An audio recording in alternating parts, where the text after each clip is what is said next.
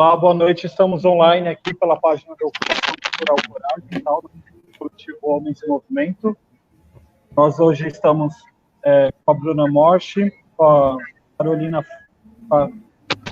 Peti, e a gente tem uma abertura agora com o Grilo, uma performance artística. Ele vai aparecer aqui bem grandão na tela para a gente, tá bom?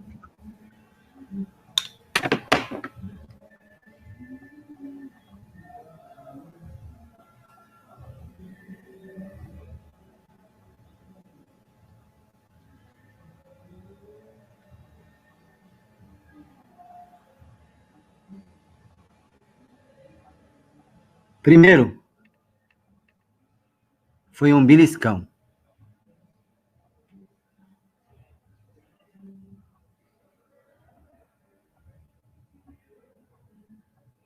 Depois, foi um peteleco.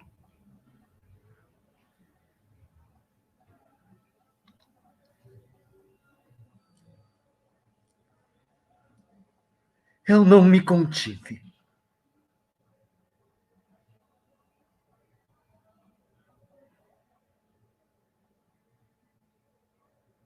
O machismo nosso de cada dia.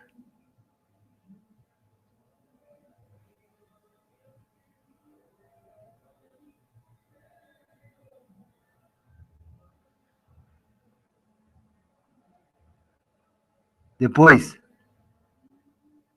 foi um soco.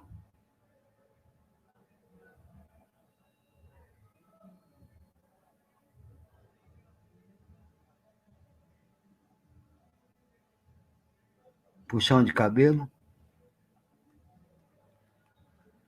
E eu não me contive. Eu me perguntava quem eu era. Quem eu era. Eu perdi a minha identidade. Que homem eu era.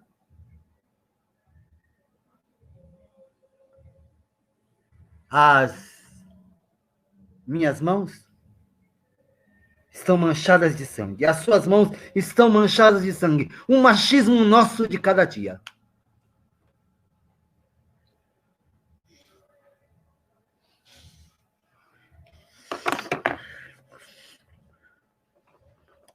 A minha vida está cheia de sangue.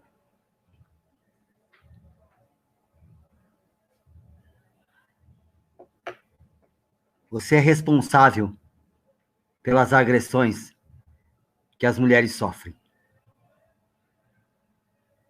Diretamente e indiretamente. Você é responsável.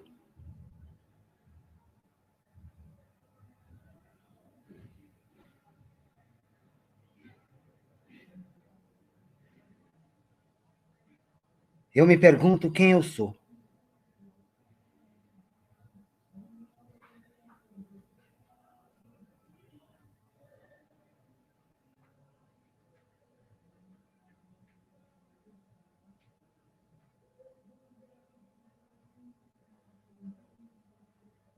Olha para mim. Olha para sua companheira. Repara. Ela pede para parar. Vai se cuidar. Vai se tratar. Vai se cuidar. Vai se tratar. Vai se cuidar. Vai se tratar. Vai se cuidar. Vai se tratar.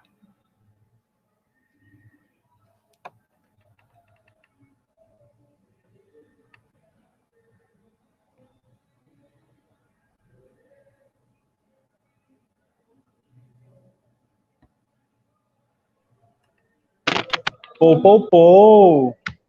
Parabéns, Grilo. Grilo, como sempre, um artivista, né? Artista com ativista. Grilo. Bom, a gente já entra um pouco na questão dessa performance artística que ele apresentou por hora. Eu gostaria que as convidadas se apresentassem, né, para todo mundo que está assistindo hoje. Vamos começar pela Bruna. Pode falar um pouco de você para a gente, querida? Então, boa noite, gente, tudo bem? Muito bom estar aqui com vocês. Obrigada pelo convite, primeiramente. Obrigada pela aposta no meu saber e transmissão. Bom, para quem não me conhece, meu nome é Bruna Sofia Morte. Eu sou graduada em psicologia, especializada em psicanálise clínica. Tenho alguns estudos nessa área. Formada continuamente com a psicanálise, porque a psicanálise está sempre transformando a gente. E trabalho com a clínica, sou escritora também, tenho um livro publicado, também sou palestrante e sigo aí nesse caminho de me autorizar a sempre estar me transformando e sempre que possível contribuir com as transformações que estão acontecendo na humanidade, na civilização. Espero poder contribuir hoje com alguma coisa e espero, com certeza, tenho quase certeza que vou estar aqui para aprender muito com vocês também. Obrigada mais uma vez e boa noite. Muito obrigado, viu, Bruna? Gratidão por só estar aqui abrilhantando a nossa noite com esse sorriso belíssimo que você tem, tá bom? Agora, em contrapartida, a gente também tem a Carolina, tal. Bom, tudo bem, Carol? Pode se apresentar para a gente, por favor? Tudo bem.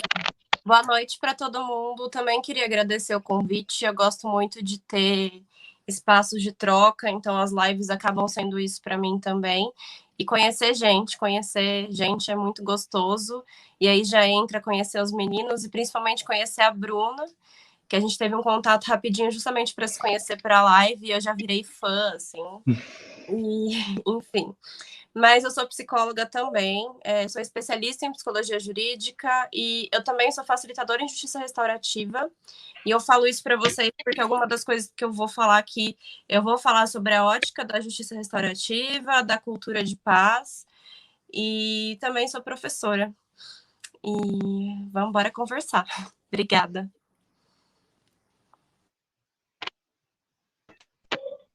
Opa, obrigado, viu, por somar aqui com a gente nessa noite, tá bom, Carol? O Grilo pediu para dar um salve que ele já volta, tal, caiu a internet para ele, mas tudo bem também, acontece, as coisas do ao vivo tem disso, tá? Eu tenho certeza que se eu tivesse caído, a live estaria fluindo numa boa, tá bom? A proposta que foi o chamariz para dessa noite de hoje é como o machismo atravessa muito a vida das pessoas e o que eles, na vida desses homens, né? E isso me compõe mesmo sendo uma bicha, mesmo sendo um homem gay e tal, eu ainda sou homem, né? E isso eu posso atravessar, posso ser machista sim, tal, isso não me impede, apesar de sofrer de machismo, né? A poder, também como bicha, poder sofrer do machismo e tal. Então, muito do que me compele, que desperta nesse coletivo, essas demandas de quando o discurso se mistura com agressividade, né?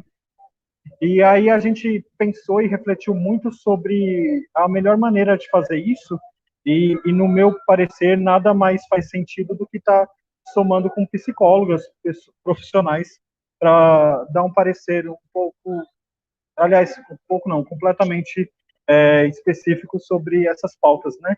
Então eu gostaria de começar com você, Bruna, dizendo na psicologia tal, o que justifica a agressividade do indivíduo?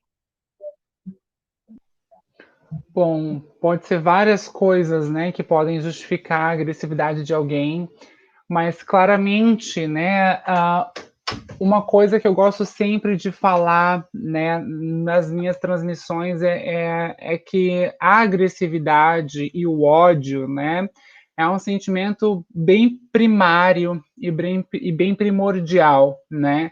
A primeira coisa que a gente tem, a primeira coisa que a gente constrói quando a gente nasce é essa agressividade, né? Porque quando a gente nasce, a primeira coisa que o bebê pensa é em sobreviver, né? E se o peito da mãe não dá comida, se a mãe não oferece o alimento na hora certa, se essa comunicação com a mãe não dá certo, a primeira resposta que o bebê vai ter vai ser uma resposta agressiva para sinalizar esse outro para que ele consiga ter seu alimento e ter o que ele quer.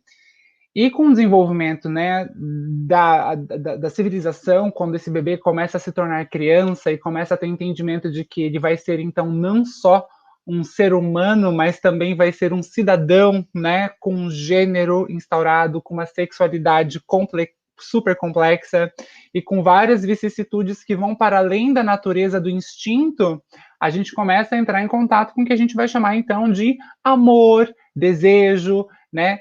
Então, a agressividade é uma resposta bastante rudimentar, né, que a gente tem no subjetivo. Então, o que a gente pode dizer de uma pessoa agressiva, né? Que é uma pessoa que tem como única resposta as adversidades a agressividade, né? Como a agressividade seja o seu instrumento protagonista como respondente a qualquer tipo de adversidade que ela apareça antes da reflexão, antes do diálogo, antes da possibilidade de ir de encontro e fazer troca e laço com o outro, ou decidir não fazer laço também, né? Então, por que agressividade?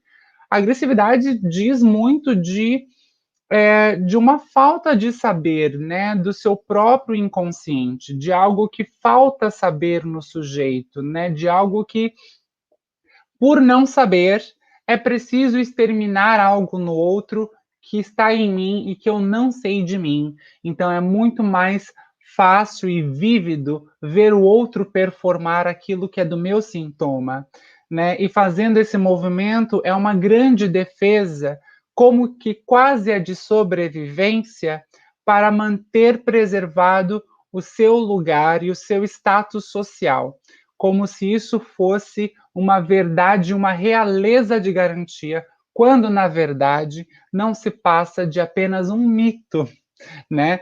E resolver este mito é um grande desafio, né? Então, pensando na agressividade, a gente pode dizer então que a agressividade é uma resposta infantil rudimentar, né? Então, bom, é isso.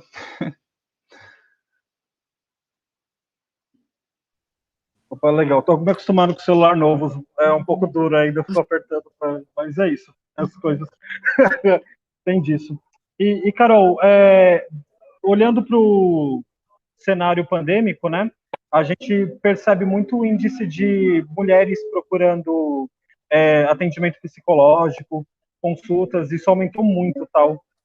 Além, é claro, dos índices de violência dentro de casa, né? Onde esse discurso de agressividade se mistura com oratória, um discurso.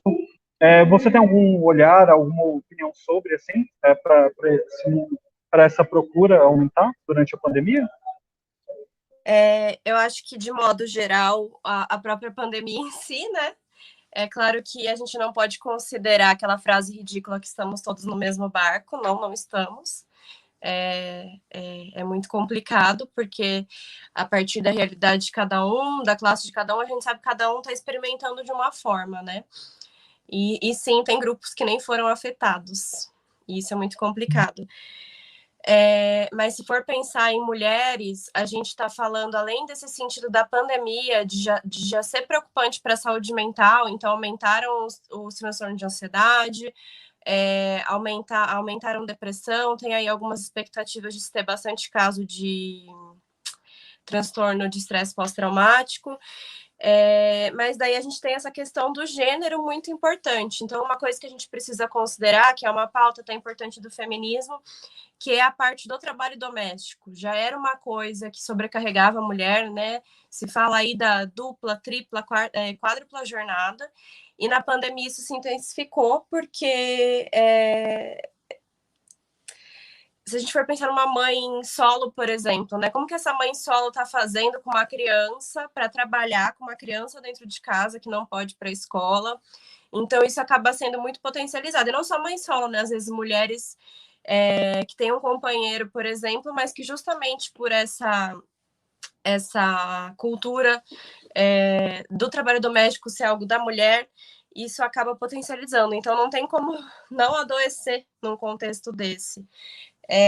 Além disso, nós temos, como você mesmo falou, a questão da violência doméstica, que aumentou, né? Violência contra a mulher, principalmente a doméstica, porque o agressor está em casa, a convivência piora, a convivência tem aquela potencialização. Então, vai muito de encontro com o que se falava sobre as delegacias da mulher não funcionarem de final de semana, né? Como assim não vai funcionar de final de semana? Se é no final de semana que a pessoa fica em casa, né, que fica mais com a mulher, se no final de semana que ele vai beber, né, que, enfim, vai chegar em casa bêbado e tal. Então, isso, eu acho que isso tem um pouco a ver, assim. Eu não sou daquelas que fica falando que a pandemia vai te trazer lições, que vai ser importante para isso ou para aquilo, mas eu acho que talvez isso mostre essa necessidade de se pensar na violência doméstica com outros olhos, sabe? Realmente analisar de forma mais complexa, olhar para essa complexidade. Não sei se eu respondi, já fui falando de outra coisa. E outra coisa, só mais um, né? As mulheres tendem a procurar mais também. Aí já entra outra coisa. A gente sabe que o homem, ele já tem menos cuidado com a saúde no geral, tanto que a expectativa de vida das mulheres é maior. Um dos motivos é esse, né? Então, já tem maior resistência dos homens para procurar terapia, procurar ajuda e se cuidar, né? Cultural a mulher se cuidar e o homem não. Então, também tem esse fator que é interessante de pensar.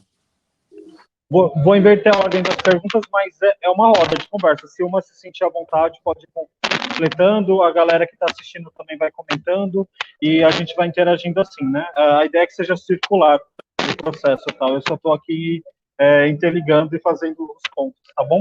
Eu quero emendar com isso que você acabou de falar, que eu acho que é um tópico precioso, né? Carol, qual que é a grande dificuldade, então, do homem procurar ajuda? O homem não tem... Eu não saiba, tal, mas eu acho legal ter esse parecer técnico, né? Então, eu não sei se é um parecer técnico, assim, eu acho que é uma coisa que a gente compartilha também, de observar, de analisar a realidade que a gente está, mas assim como o machismo, ele vitimiza a mulher, o machismo também impacta os homens, né? E um dos impactos é justamente esse, não tem muito espaço para o homem ter algumas falhas, né? Então, aquele clássico, o homem não pode chorar. Algumas coisas, quando acontecem no homem, são vistas como falhas, né? Então, eu vejo o homem, de certa forma, e não tendo a liberdade de vivenciar algumas coisas, justamente por ser homem, porque isso vai fazê-lo menos homem, né?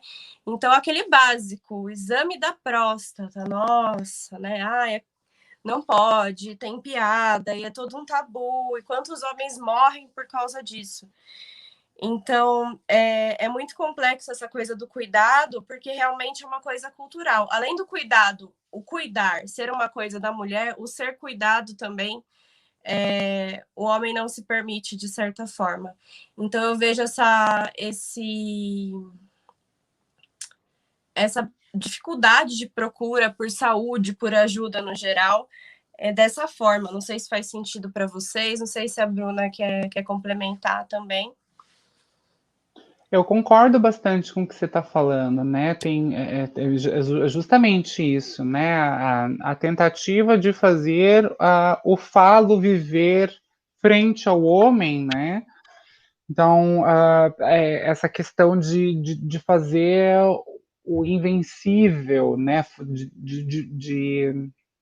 De produzir a existência desse homem invencível como se ele existisse, né?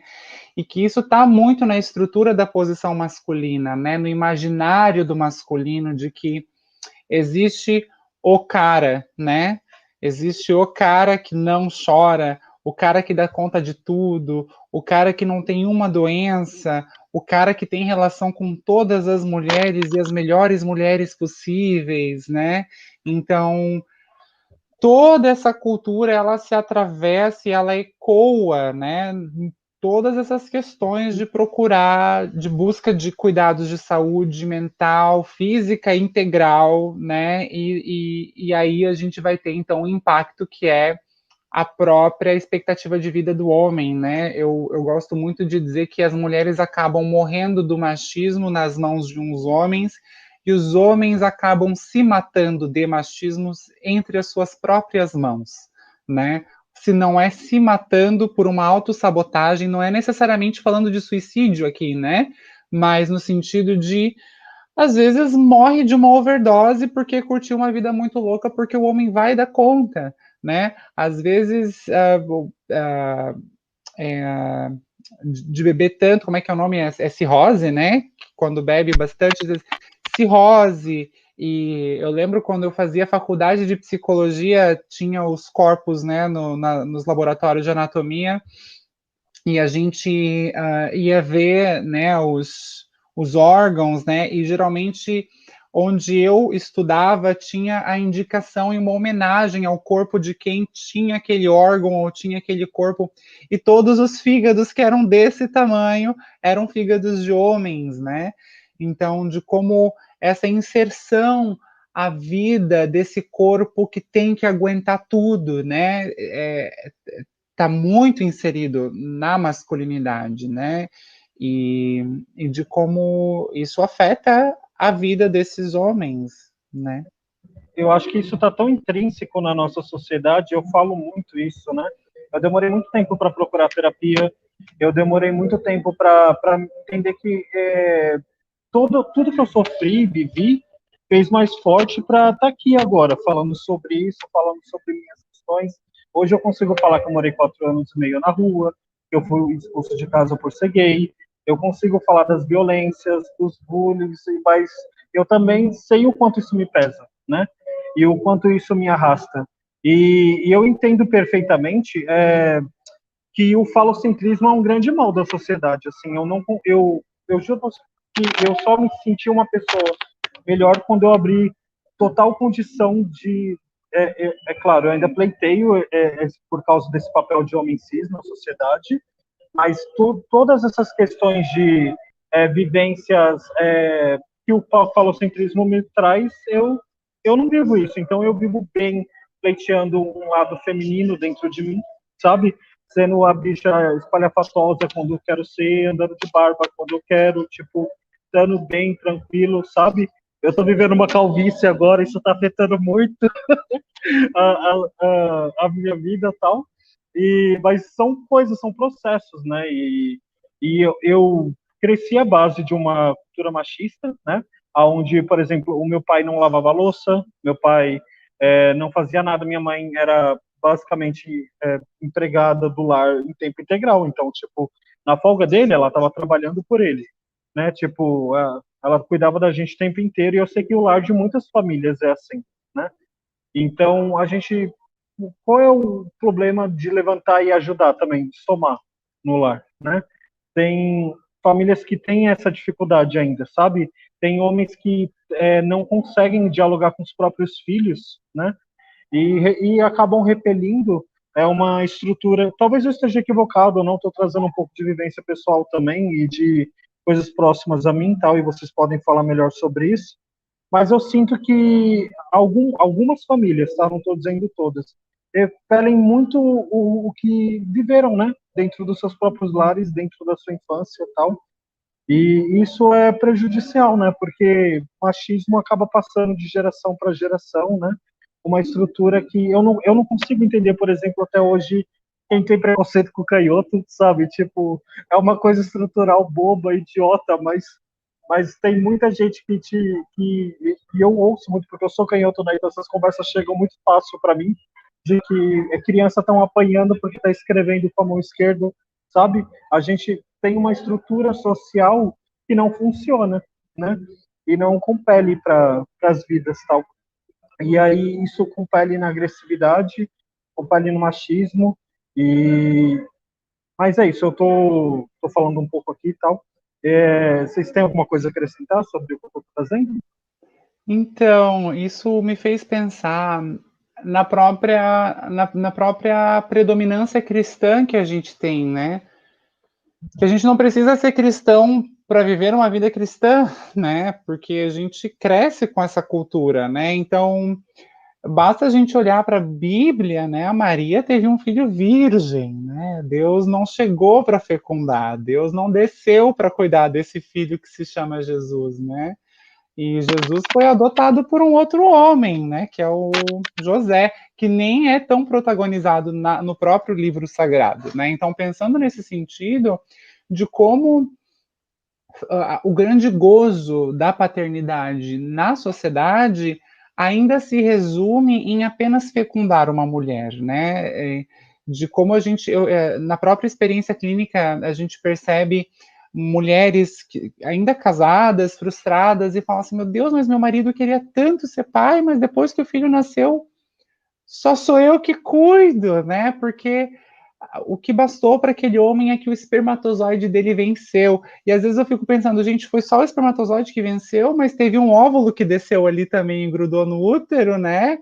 Então, o feto não se faz sozinho por um espermatozoide. Então, veja como esses caminhos, né, de como tudo vem a contribuição desse corpo masculino e de como isso não é tóxico só para a mulher, isso é tóxico para o homem, porque veja que responsabilidade que esse homem tem que carregar, né, por ter um pênis, né, esse pênis tem que estar duro o tempo todo, né, tem que estar buzinando para as mulheres nas ruas, tem que estar sendo agressivo nas reuniões de negócios, tem que estar mandando na casa e tem que tanta coisa que não sabe o que se deseja, porque desejar não é ter que, né? Desejar é desejar, né? Raramente a gente escuta um homem falar, eu fiz isso porque eu quis.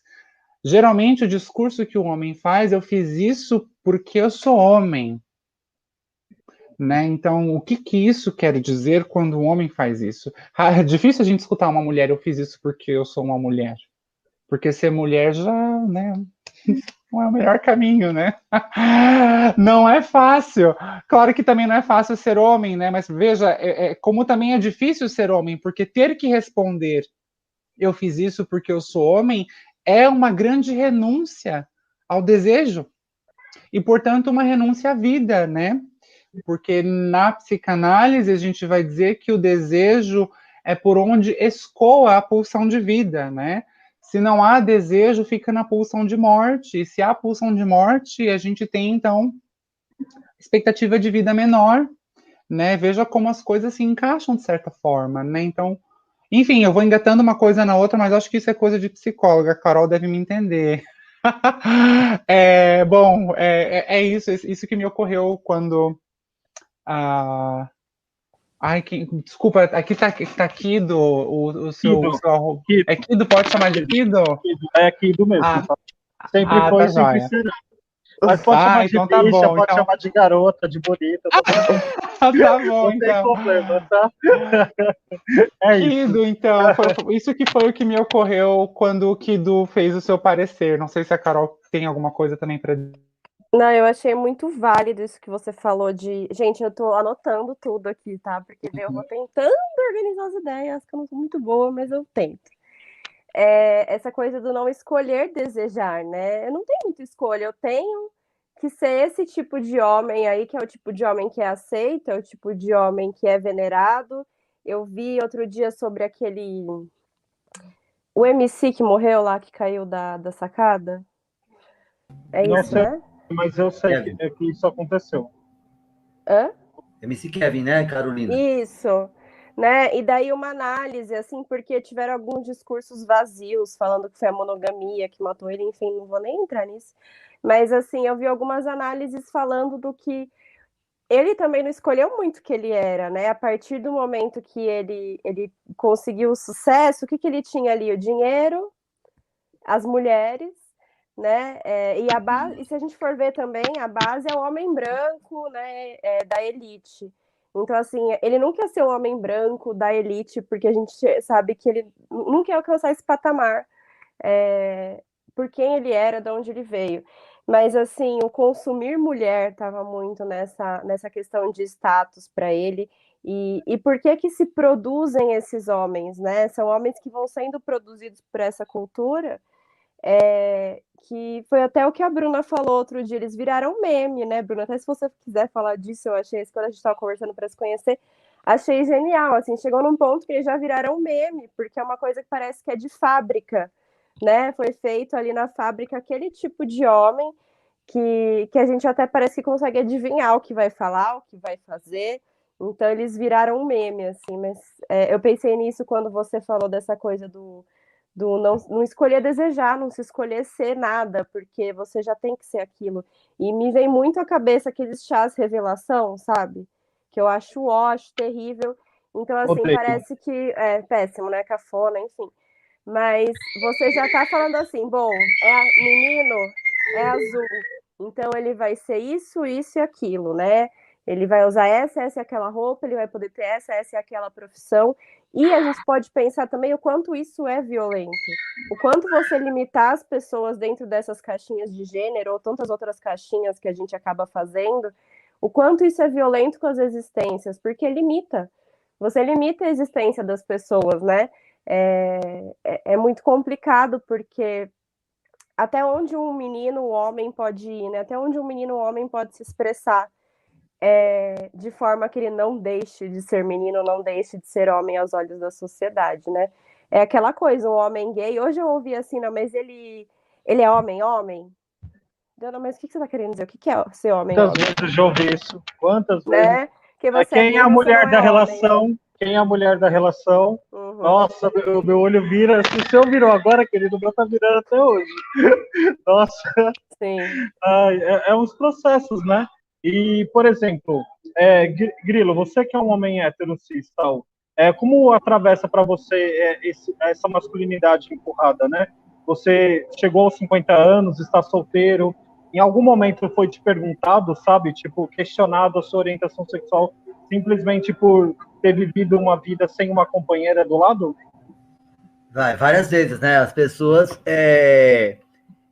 me perguntavam por quê. Aí eu falo, gente, não rolou, eu vou fazer o quê, sabe? E aí questionavam, será que você é homem por não ter uma mulher, por não ter filhos e por não ter isso? Eu falei, gente, eu continuo sendo um homem, independente do que aconteça ou não, você é homem, mas não esse homem tóxico, esse homem que a sociedade quer, que precisa toda hora provar que é homem, que toda hora precisa estar com o negócio ereto, e eu falo, gente, não, isso cansa, sabe?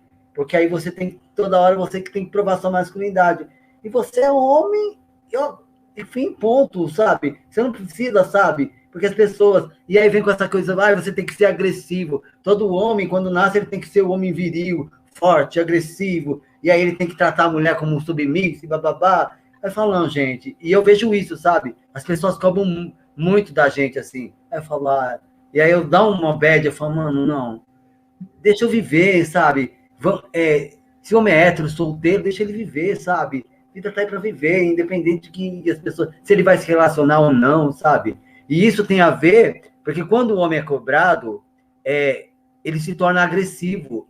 Isso vem sempre da infância, porque aí o pai cobra dele, que ele seja um homem viril, hétero, forte, machão que bata todo mundo e tal, e aí ele reproduz isso nas suas companheiras, nas suas irmãs, nas suas mães, enfim, e ele carrega essa agressividade, porque se questionar ele, aí, então isso é muito tóxico, é muito horrível, sabe? Isso faz um mal para o homem, assim, e a gente precisa, igual eu fiz na minha intervenção, a gente precisa se tratar, precisa trocar uma ideia com os psicólogos, terapeutas, psiquiatras, precisa, porque senão a gente vai matar, a gente já está matando as mulheres, nós homens, porque a gente não se percebe, a gente não olha para a gente e fala, caramba, olha o que eu me torno, sabe? Então isso a gente tem que procurar ajuda psicológica para se tornar um homem melhor.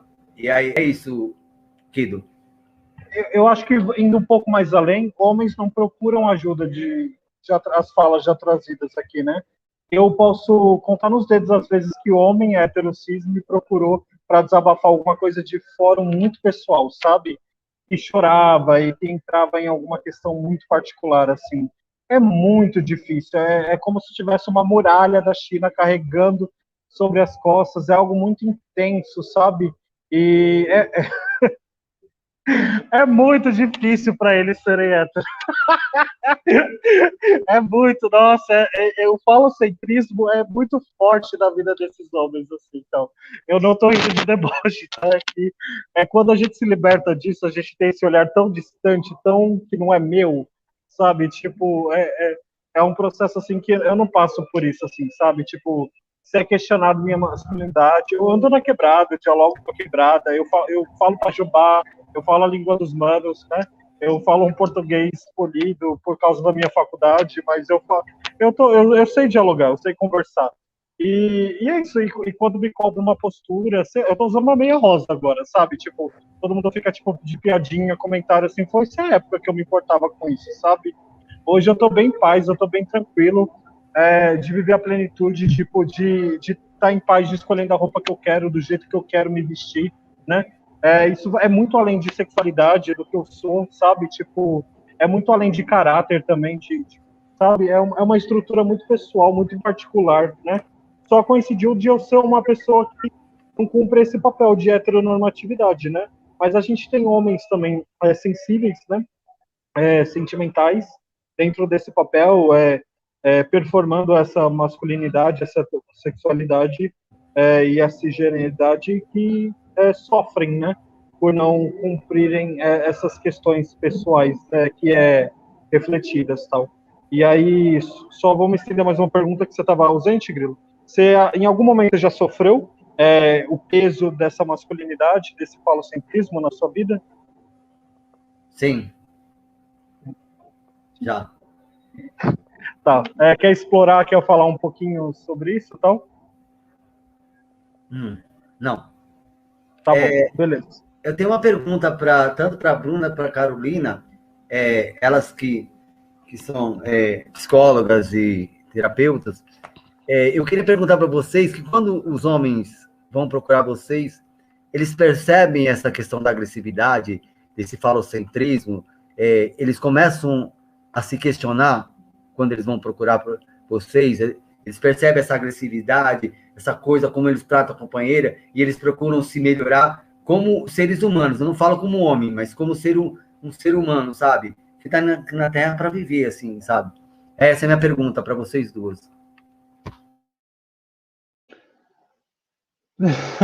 Bom, então, cada um é cada um, né? Tem os que se dispõem a dialogar, tem os que não, né?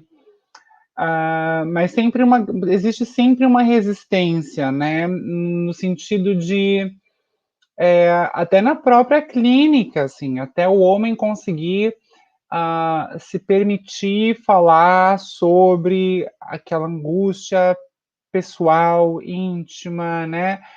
Vai às vezes meses ou anos para a gente conseguir às vezes descobrir alguma coisa desse homem assim e fica repetindo o sintoma e a gente tem que deixar repetir o sintoma, né? E quando ele se sentir à vontade, ele vai então, né, fazer o rolê dele. E eu tenho pacientes, não só homens, como mulheres também, mas a estatística maior é de homens, né? Não sei se é porque eu sou uma terapeuta mulher, né? Inclusive já encaminhei homens para terapeutas homens para ver se desempenhava assim um desenvolvimento maior, um avanço maior na sua saúde mental.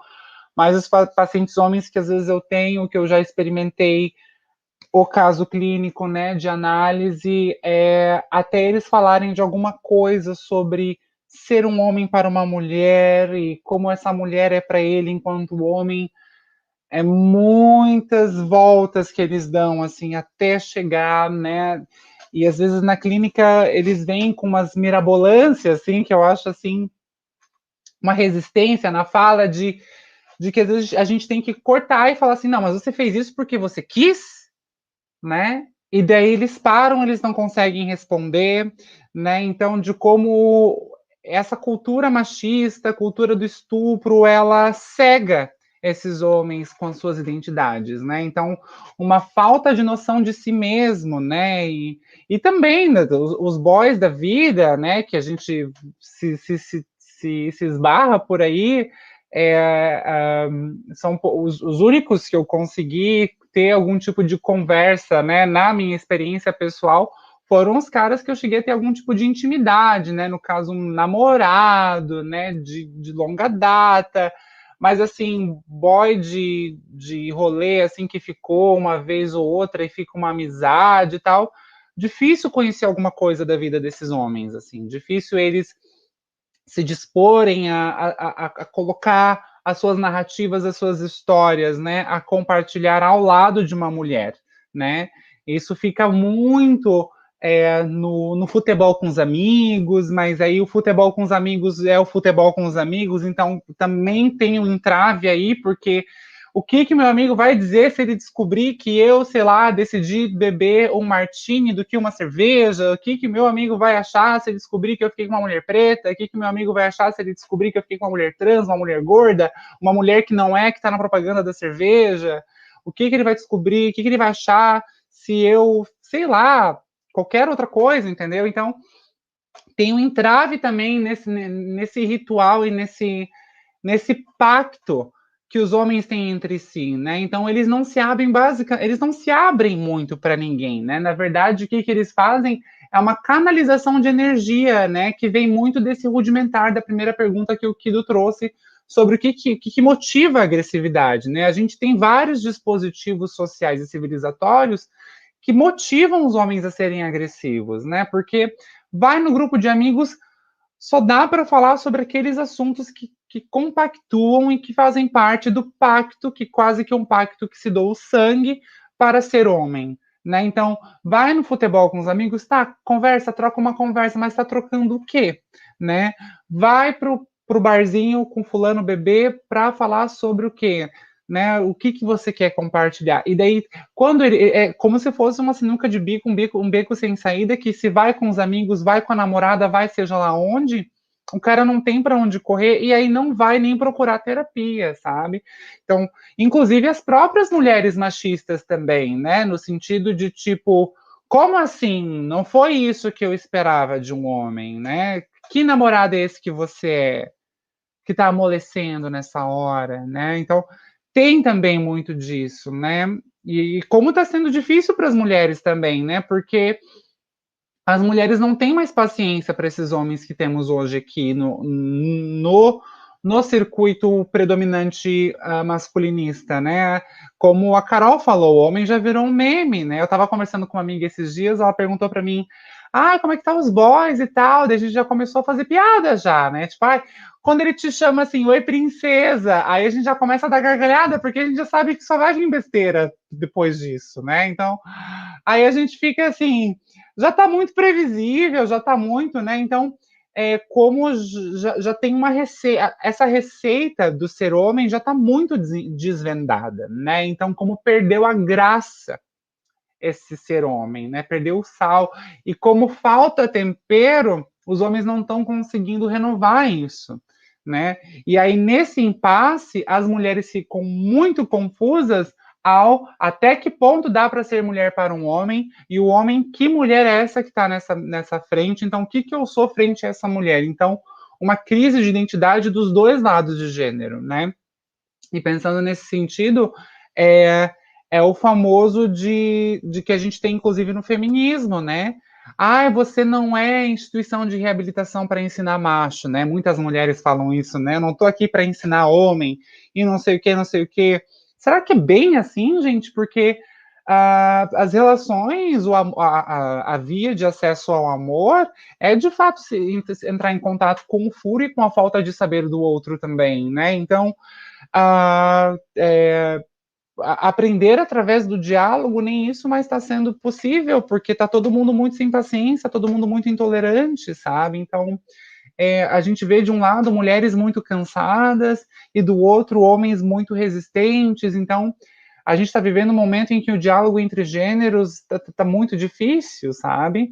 Então, claro que a gente tem uma grande responsabilidade por parte dos homens, né, por eles terem ocupado lugares de tanto privilégio na política, na sociedade, na civilização, no trabalho, na família, e que, claro, eles puderam escolher, né, serem pessoas mais humanizadas e tal, mas será que a culpa é só deles, né? Tipo assim, a gente vive num emaranhado social, numa teia de relacionamentos que chegou num ponto de estopim que está difícil de dizer para qual que é o ponto de partida que a gente vai e de onde que nós estamos vindo, sabe?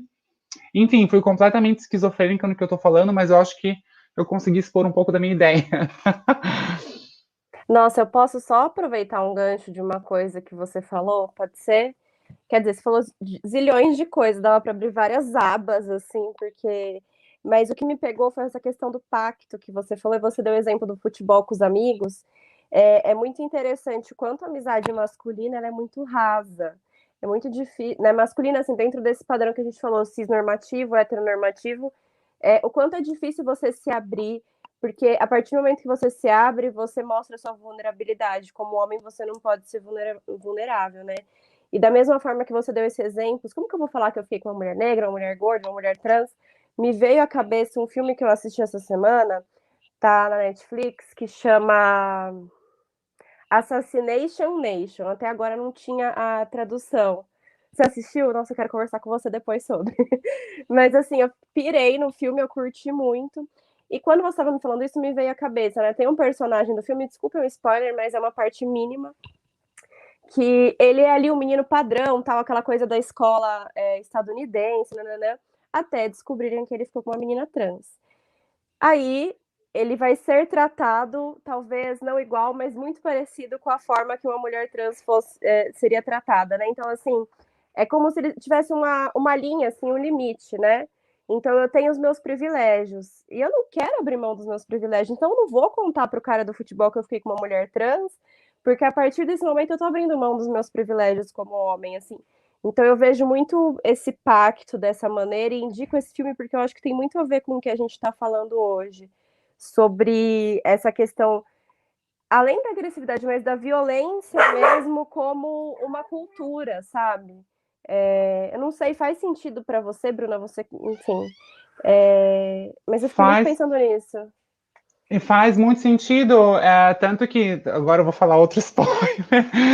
Chega um momento do filme que, para conseguir fazer com que ele retome a ser aceito pelo grupo de amigos, é ele aceitar, porque dá uma pira no filme, que daí todo mundo quer se matar, e daí, tipo assim, para ele conseguir o lugar dele de homem de volta, seria enforcar essa mulher trans. E ele aceita, né? E não vou falar o resto que acontece, que daí você tem que assistir, mas e acontece isso, né? E é muito claro essa ameaça do cross, né? Cross the line, né? Sair da linha, atravessar essa linha e não conseguir. E será que vai ter volta? E será que isso? Será que aquilo, né?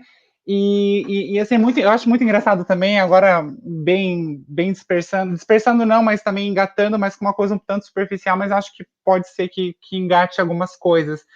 Que é que, assim, tem os caras que é o que a gente chama de esquerdomacho, né, na nossa cultura, que às vezes eles são piores do que os que admitem o seu machismo, assim, sabe?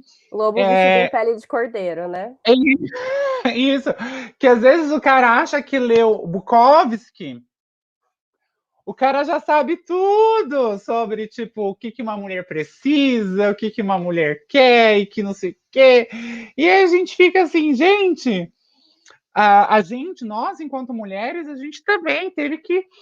Nossa, o caminho de ser mulher é um caminho tão árduo, né? Porque é sair dessa fantasia que a menina carrega e se libertar disso é muito doloroso, porque vem de um processo de luto, né? E como os homens não estão dispostos a sair desse lugar de menino. E que eu acho que isso é uma questão muito importante, né? Porque tornar-se homem é finalmente entender que ele não é tão grandioso assim. Veja, nós temos 7 bilhões de pessoas no mundo. Quem aqui é especial, né? Então, justamente a gente não consegue, a sociedade ainda não conseguiu fazer o avanço na posição masculina desse narcisismo primário para o secundário, né? De que não basta você existir para você ser algo de valor, né? Você precisa, então, fazer algo para ganhar esse algo em troca. E esse narcisismo secundário de fazer algo para ganhar em troca está muito rudimentar ainda, né? Que é muito nesse joguinho do futebol, nessa coisa, não pode ficar com qualquer menina, não, porque senão não vai dar. Se você não ficar com ninguém também vai ser pior. Se você ficar com outro homem vai ser pior ainda, aí você vai ter que ir para outra, sabe? E daí, assim, a gente escuta ainda pessoas falando, ainda bem que a gente tem bastante balada gay, né? Hoje as diversidades estão mudando, ainda bem que hoje tem bastante... as pessoas estão circulando por aí, mas veja, balada gay para quem, né? Por que tem que ser separado, né? Eu acho que isso que é a questão, as pessoas não conseguem se circular, né? E fica nessas bolhas, sabe? E isso vai desde o homem que joga futebol até a mulher que decide, então, aceitar estar no lugar de submissa, né? A gente vê também que não só esses homens que compactuam com o machismo, também as mulheres que, que, que são Amélias não porque querem, as que são Amélias porque acham que esse é o lugar da mulher, né? E essas também são pessoas muito agressivas, né? Por isso que a gente tem hoje mulheres apoiando a política de hoje, porque existe um medo aí de deixar o desejo entrar, né? E o que eu, como mulher, ganho sendo submissa. Não que ser submissa seja uma coisa boa, né? Mas eu fazer parte desse pacto também, eu posso ter alguns ganhos a partir disso. Por isso que os homens não conseguem sair desse lugar, não conseguem se pôr a refletir, porque os ganhos dados para ocupar esse lugar são ganhos muito bem privilegiados, né? Então, veja, a gente tem um cara na presidência que pode ferir a lei e não acontece nada com ele. Então, assim, quem é? Eu também quero ser esse homem, entendeu? Entendeu? Então, como é que os homens vão se pôr a pensar se não é colocado um lugar de carne e osso para esses homens, para além do lugar de homem de ferro, né? Não é à toa que o Homem de Ferro é tão famoso, né? Eu acho o Lanterna Verde muito mais legal, mas quem que é mais legal? É o Homem de Ferro, né? O Lanterna Verde tem um anel que solta poderes, não sei o quê, né? Mas não, é o Homem de Ferro. Veja Ele como é a tudo palavra que todo tem um homem efeito. quer ser, né? Isso, como a palavra, o título tem um efeito sobre isso, né? Todo mundo quer ser o Tony Stark, né? Porque ele é o fodão, entendeu? Então, e como isso se alastra na sociedade, né? Acho importante e poderoso. Eu tô me sentindo péssimo de ser a pessoa que vai chegar com a tesoura aqui por causa do horário. Mas eu sinto, olha, eu não sei, eu posso jogar se futuramente a gente fazer um remember disso aqui e voltar posteriormente em um outro momento, poder falar sobre isso. A gente bota só vocês duas para ficarem batendo papo. Para mim tá ótimo. Eu achei incrível, queridas. Olha, eu tô só na minha mexerica aqui, ó. Enfim, mas é isso. Tudo de bom. Legal. Eu só quero citar uma coisa que falaram durante quando vocês estavam comentando. O filme no Brasil ele ganhou o nome de País da Violência, tal. Então citaram isso, assim, tipo durante a live, tal. Agradecer a Camila que Obrigada, falou isso aí. Camila. Abraço, Camila. Uma galera aí comentando tal, não consegui nem dar o salve, mas eu quero agradecer a todo mundo que curtiu, compartilhou, gratidão mesmo, muito obrigado ao Pablo que fortaleceu aí tal, monitorando a gente tal, agradecer o Grilo pela performance, e aí agora eu quero individualmente que vocês falem dos projetos de vocês e o que vocês têm para somar também aí nas redes, né? Bruna, pode falar, fala do seu canal do YouTube, como a pessoa te encontra. Se vocês quiserem conhecer um pouco mais do meu trabalho, tem meu canal no YouTube, que eu estou entrando pela conta do meu canal, né, que é o Bruna Sofia Morte, ou B-Facts, que é o nome artístico que eu inventei para o meu canal. Tem a minha rede social pessoal no Instagram, que é Bruna S. Morte, acho que tem como colocar aqui no chat, né, no private chat aqui, Brunas Morte, vocês podem acessar aqui. Tem também o meu de psicanálise. E tem o meu livro, né? Quem quiser comprar o meu livro pode procurar. Eu acho que tem ainda pronta entrega na Amazon.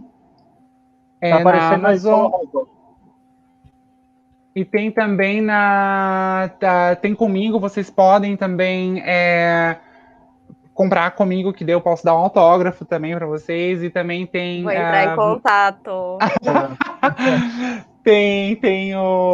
Né? Vocês podem comprar comigo na Amazon. Tem também algumas livrarias aqui do Sul, que é onde eu moro, né? Tem na Livraria Curitiba, na Livraria Arte e Letra. Mas vocês podem entrar em contato comigo, que para autor independente é até melhor comprar direto com o autor, que é melhor, né? Mas, Enfim, é isso. Daí também tem as minhas entrevistas que eu dei, é só jogar Bruna Sofia Morte no Google que aparece algumas coisas lá, tem alguns artigos que eu já escrevi, tem um artigo muito legal que eu já escrevi que é para a revista La Peceira, que eu conto um pouco da minha história por escrito, e o meu canal no YouTube também, que se precisar de palestra, atendimento, estou à disposição. E é isso, mais uma vez, muito obrigada pelo convite, adorei conhecer vocês, né, o Kido, o Grilo e também a Carol, que eu fiquei muito feliz de conhecer ela também, muito bom estar ao teu lado como parceira profissional nesse momento de fala e transmissão, foi tudo muito gostoso. Legal, gratidão, viu? E a gente, inclusive aqui no espaço, eu estou num coletivo chamado Cultura, eu tenho uma estante literária com artistas e autores LGBTQIA+, né? Então, obviamente, eu vou te procurar aí para a gente ter esse livro aqui no espaço também, tá bom? Obrigado, viu? Carol, dá o seu salve também, por favor. Oi, gente. Só antes disso, só quero falar uma coisa, né? Para além dos homens procurarem terapia e tal, como o Grilo falou, a gente precisa de ações mais estruturais, né? Então, por isso que a educação e tanto, principalmente a educação, acredito muito na educação, a gente precisa discutir gênero desde, né, do momento que a criança sai da barriga. Então, só esses parênteses que eu precisava fazer. Eu não sou tão blogueirinha igual a Bruna, eu só tenho Instagram. É o @CarolinaFetcher, acho que tá aparecendo meu nome aí. Mas me sigam. E também estou aí para palestra, para roda de conversa e tal. Eu gosto muito de conversar, gosto muito de conhecer gente, como eu já falei. E também atendo em clínica também, se vocês tiverem interesse. E muito obrigada, super top, uma segunda parte, top aí da gente continuar as trocas, tá? Agradeço muito aos meninos pelo convite, parabéns pelo trabalho de vocês. Obrigado, gratidão, tal. Só fortalece o que a gente faz, né? E acho que o Grilo quer falar uma coisa. Fala aí, Grilão. Então, eu queria agradecer a presença de você, Carolina, da Bruna. Muito obrigado por essa roda de conversa. E já de antemão, eu queria agradecer ao espaço que o Homens em Movimento e o Cultura e outros coletivos habitam, que é essa ocupação, que é a nossa morada, que é a Ocupação Cultural Coragem, que é uma ocupação que fica aqui na Coab José Bonifácio. Venham conhecer, galera, porque aqui é um espaço da quebrada, levando arte e cultura. Obrigado mesmo, e obrigado à Ocupação Cultural Coragem por nos acolher aqui. É nóis. Quero dizer que não venha não, porque a gente está no meio de uma pandemia, espera todo mundo ser vacinado, por favor, por favor. Então vamos dar uma segurada aí, então. Posso complementar uma coisa? Pode sim, Carol. Eu esqueci, fora Bolsonaro. Eu ia dizer isso para finalizar a live. Genocida. Genocida. Eu ia dizer Vem vacina, que eu tô facinho. Vem vacina, que eu tô facinho. Pode vir. Estou feliz de já ser jacaré. Não sei se vocês repararam um pouco minha pele mais verde e tal, mas é isso, né? Ai, tudo! Enfim, em breve vocês dois aí de baixo também vacinados, tal. É tudo que eu quero, assim, fechar esse quarteto, tá? Ô, Bruno, eu gosto da Lanterna Verde, só para avisar. Eu gosto mais da Lanterna Verde. Da hora, eu quero dar um salve no Alex também, que ficou aí nas redes, tal, ajudando a gente, membro do Homens em Movimento. Somou ele com a parceria com a Bruna, chamou ela, tal, gratidão, que a Sansorai também, que teve até a parte do meio do processo também, estaria aqui com a gente, tal. É isso, assim, a gente está aberto para dialogar. Homens em Movimento é um coletivo cultural periférico, formado por homens que enfrentam o machismo através da arte. A gente, em épocas não pandêmicas, a gente fazia intervenções no meio da rua, questionando o machismo, enfrentando o machismo cara a cara, dialogando com os caras, tal. E aí a gente está se reinventando no meio dessa pandemia, assim, e esse é um desses processos. Então, muito obrigado por somar hoje. Essa conversa vai muito além, então procura o Homens Movimento nas redes, procura essas psicólogas maravilhosas, a Carol, a Bruna, que somaram incrivelmente na noite de hoje e tal. E essa conversa, como eu disse, é muito além do que foi dito aqui. Tem muitas questões, o falocentrismo atravessa a vida de muita gente e não precisa necessariamente me procurar, mas se procura ajuda psicológica, sabe, se for o caso, assim. Dialoga, conversa, tem provavelmente algum profissional aí espalhado no mundo pronto para te ajudar e pronto para entender que essa agressividade que você tem não é discurso e está longe de ser uma oratória, né? É só um reflexo que você repete como um periquito velho de um marujo, tal. Tá bom? É isso. Pode falar, Grilo. Outro detalhe, curtam a página da Ocupação Cultural Coragem, tanto no Facebook como no Instagram, o YouTube da Ocupação Cultural Coragem, e tem os vídeos, umas lives de rodas de conversa que aconteceram, tanto do Cultura, do Homens em Movimento, quanto dois da Coab. Vão lá e assistam, galera. É muito bom. Hoje, no mesmo canal que está sendo postado do YouTube, essa live teve uma oficina de podcast com a Gibiteca Balão. Sim. Então, a gente tem uma série de atividades culturais aí, programadas que já aconteceram e que vão acontecer, é só conferir. E, posteriormente, eu vou anexar um comentário fixado no canal do YouTube com as redes sociais das Manas também, para vocês seguirem, tá bom? É isso, eu finalizo minha fala na noite de hoje. Quem quiser falar mais alguma coisa, dá um salve. Muito obrigado, gente. Muito obrigado mesmo. Gente, obrigado. Tchau, meninas. Obrigado.